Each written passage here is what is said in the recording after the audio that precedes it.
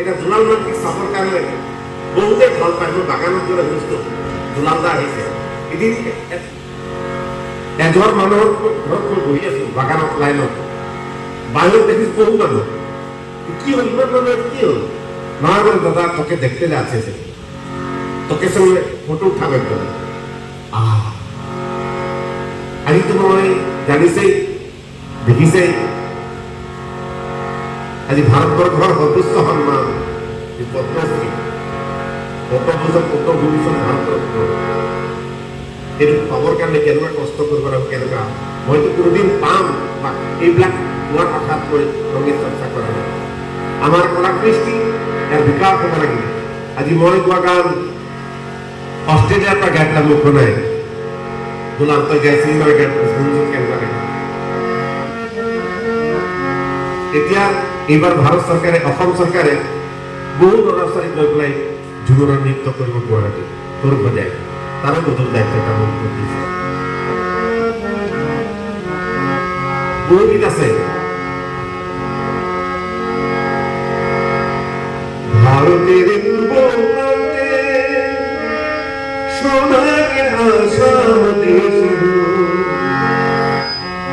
ভারতের পূর্ব প্রান্তে সোনাকে আসাম দেশ, হরিয়ালি হরিয়ালি দেখিতে শোভা, চারদিকে চাঁদের বানা।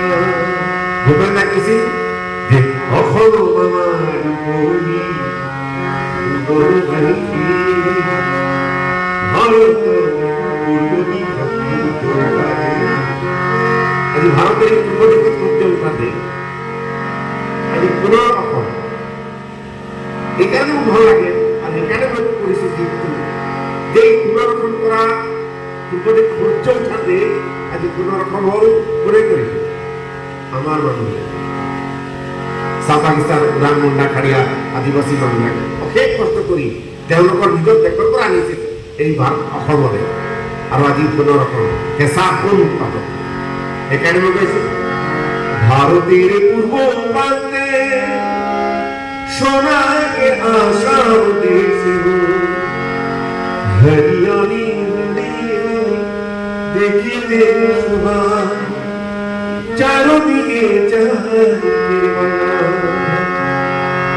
নানা জাতি উপজাতি এই দেশের মাটি, নানা জাতি উপজাতি এই দেশের মাটি, রৌদ্র পরিবার যাহা কাছে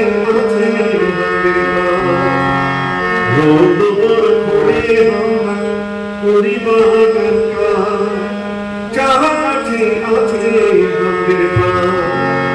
হরিয়ালি যাহা গাছে একটি কলি দুটি পাতা ফুটে, হরিয়ালি যাহা গাছে একটি কলি দুটি পাতা ফুটে, তিনটিতে দুটি পাতা দেশে বিদেশে লোকে আইরে সোনাকে আশা চোখে, তিনটিতে দুটি পাতা দেশে বিদেশে লোকে আইরে সোনাকে আশা চোখে।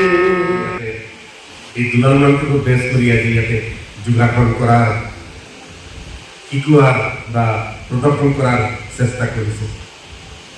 মনলৈ আহিছে আজি গ্ৰামে গৈ মোক কৈছে যে যোগাসন কেৱল চহৰ নগৰ টাউনতে থাকে, কিন্তু আমি বোলে এই যোগাসনটো প্ৰত্যেকটো গাঁৱত চাহ বাগিচাৰ মাজত কৰিব লাগে। ল'ৰা ছোৱালী আজিকালি দিনবিলাক বেয়া দিন, ভাবিলেই চিন্তা কৰিলে আছিল চাগে নিজৰ ল'ৰা ছোৱালীৰ কথা, সমাজৰ কথা।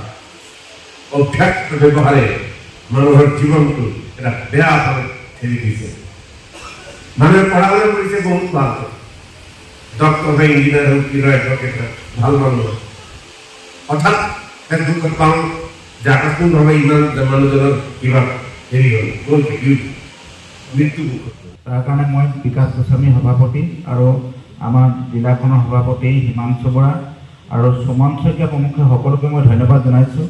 আৰু মঞ্চত উপবিষ্ট যিসকল বিশিষ্ট ব্যক্তি আছে, উজ্জ্বল খুব ব্যস্ত যে বহি আছে, মোৰ ভাল লাগিছে। উজ্জ্বলৰ এজন জিলা সভাপতি হিচাপে কিমান কাম, গতিকে অন্ত নাই। তাৰ মাজতে যে হিমাংশুৱে বহাই ৰাখিব পাৰিছে, হিমাংশুক যে আজি কেকো আনি থৈছে, কেকটো কাটিব অকণমান পিছত। আমাৰ কানৈ মহাবিদ্যালয় পৰিয়ালৰ তৰফৰ পৰা ইয়াত জন্মদিনৰ উল্লেখ জনাইছোঁ।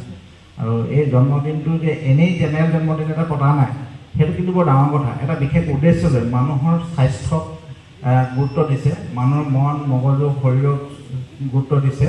যোগাসনক কোৱা হয় for the self, through the self, to the self, গীতাটো সেইটো কথা আছে। গতিকে যোগাসনে মানুহক কেনেকৈ মন মগজু আধ্যাত্মিকতা এই গোটেইখিনিত সহায় কৰে, শৰীৰটো সুস্থ ৰখাত সহায় কৰে। আমি প্ৰত্যেকে দিনটোৰ ভিতৰত 1 ঘণ্টা, 24 ঘণ্টাৰ ভিতৰত 1 ঘণ্টা যদি যোগাসন চৰ্চা কৰোঁ, আমাৰ স্বাস্থ্যটো ভালে থাকিব।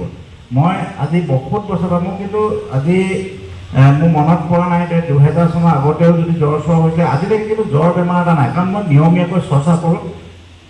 3:45 মই শুই উঠোঁ, আৰু 3:45 শুই উঠি মই আজিলৈকে 3:45 পৰা 1 ছেকেণ্ড, আমাৰ সুভাষজীসকল সকলোৱে জানে যে মই 1 ছেকেণ্ড ইফাল সিফাল কৰি পোৱা নাই। 3:45 ছেকেণ্ডটো মানে লেট হোৱা নাই, কিন্তু এডভান্স হয়, লেট নহয়।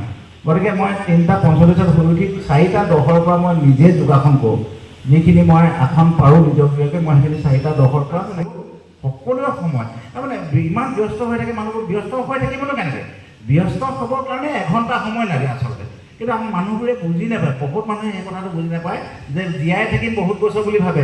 এতিয়া কালি পৰহি দেখিলোঁ ডেকা কেইজনমান মানুহ ঘপকৈ ঢুকালে বুলি, ইমান বেয়া লাগিছে যে তেওঁলোকে শৰীৰ চৰ্চা কৰিছিলে না নাজানো। গতিকে আপোনালোকে কিন্তু শৰীৰ চৰ্চা কৰক, মনটো ভাল লাগি থাকিব, চাপ কমিব, আধ্যাত্মিকতাৰ ভাৱটো মনলৈ আহিব।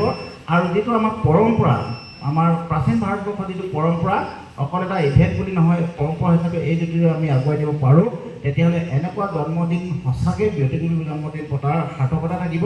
আৰু এনেকুৱা খবৰবিলাক খুব বিয়পিব লাগে। আমাৰ সমাজত নিগেটিভ কথাবোৰ যিমান দ্ৰুতগতিত বিয়পে, পজিটিভ কথাবোৰ বিয়পি নাযায়। গতিকে আজি ইমান ডাঙৰ কাৰণ, মানুহ কম আছে বাৰু, মানুহ কম মানুহে পৃথিৱীখনটো সলনি কৰিবলৈ পাৰে ন। ইয়াতে ঢেৰ মানুহ আছে। শংকৰদেৱ এজনে আছিলে, তেওঁ কেনেকৈ পৰিৱৰ্তন কৰে? One man.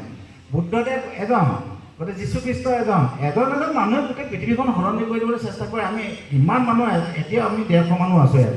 গতিকে আমি সমাজখন পৰিৱৰ্তন কৰিবৰ কাৰণে বহুত কোটি কোটি মানুহ লাগিব বুলি ভাবিব নালাগে। 2জন-1জন মানুহে সমাজখন পৰিৱৰ্তন কৰে। গতিকে সেই পৰিৱৰ্তনৰ আধাৰ আমাৰ ডুমডুমাৰ গৌৰৱ পদ্মশ্ৰী দুলাল মানকী। সেইকাৰণে আমি দুলাল মানকীদেৱক পদ্মশ্ৰীও দিলে। আৰু আমাক আজি কিমান মানুহ লগ পাইছোঁ, তাৰমানে আচলতে যোগাসন কৰাৰ লগতে এটা মানে কমিউনিকেশ্যন। আজি কিমান মানুহ মই চিনি নাপাওঁ, কিন্তু মোৰ অঞ্চললৈ আহি ইয়াত মানে চিনাকি হৈ গ'ল। গতিকে এই যে কমিউনিকেশ্যন এটা দিলে নহয়, লখিমপুৰৰ পৰা আহি ইয়াত প্ৰেক্টিছ কৰিছে, যোগাসন প্ৰতিযোগিতাত ভাগ লৈছে। গতিকে এই যুগসূত্ৰ যিটো মানুহৰ মাজত যিটো যুগসূত্ৰ, যুগৰ ভাৱ, গিৰিয়েক ঘৈণীয়েকে একেলগে বহি ভাত নাখায়, ল'ৰা ছোৱালী একেলগে বহি ভাত নাখায়, মানে কেনেকুৱা এখন সমাজলৈ গৈছে। গিৰিয়েকে ভাত খাই বেলেগ সময়ত, গৃহিণীকে ভাত খাই বেলেগ সময়ত, ল'ৰাই ভাত খাই বেলেগ সময়ত, মানে সেই পৰম্পৰাবিলাক নোহোৱা হৈ গৈছে।